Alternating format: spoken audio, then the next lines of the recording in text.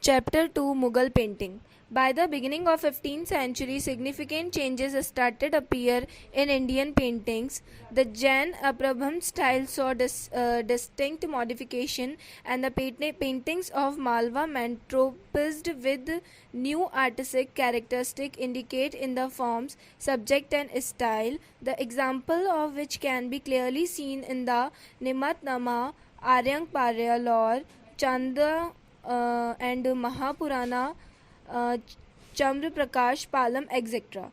The beginning of 16th century witnessed a revival of art, and at the same time the mutual conflicts between state proffered favorable grounds for foreign invaders to attack and consolidate themselves here. Babur founded the Mughal rule in India 1526 AD with the victory in the Battle of Panipat. He was a descendant of Timur on his father's side, fifth generation of Genghis Khan. On his mother's side, 14th generation, and so the term Mughal came into being. The Mughal empires were art lover, and continuously and progressive development in the Mughal style can be traced from the reign of Babur to that of Shah Jahan. The earlier Mughal art was predominantly presented in India context.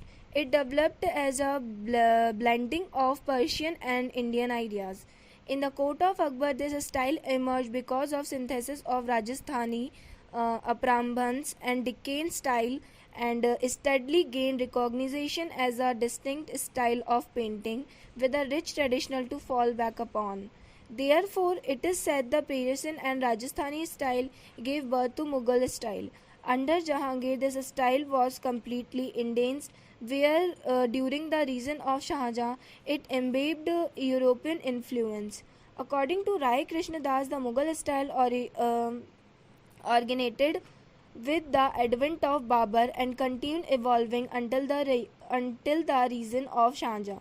Reaching climax under Jahangir, Aurangzeb, a financial monarch who ignored arts, succeeded Shah Jahan. The artists sought refuge in other kingdoms in order to save their lives, and this led to the downfall of the Mughal arts.